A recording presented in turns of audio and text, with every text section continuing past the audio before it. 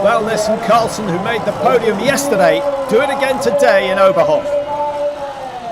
Fresh snow, fog and fast tracks greeted the FIS Cross Country World Cup Tour in Oberhof today. The Rheinsteig Arena was far from full, but the racing over the 20-kilometre mass start was exceptional. The men went first, 73 racers taking on the 6-time 3.3 kilometre loop.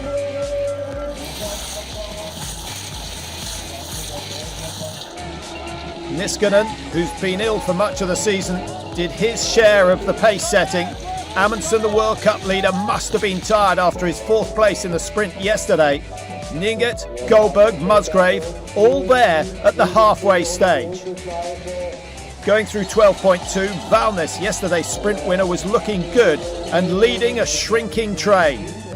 But the last climb up to the stadium was the real test, and Valnes shone for the second time in 24 hours, leading home a quartet of Norwegians. Pellegrino was the best of the rest, but 46.03 the winning time for Valnes. Again, a clean sweep +1 for the Norwegians. Yeah, maybe. It was amazing today. I really enjoyed racing today, so my shape is really good and I'm loving it here in Oberhof. So Amundsen topping the overall World Cup table, but his lead shrinking with those two successive victories for Valnes. The Norwegians just too good in the men's.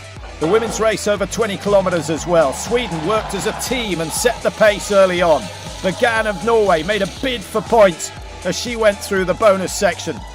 But at the halfway, a group of 15 were pulling away, and everyone looking for the best grip on the steep Oberhof uphills.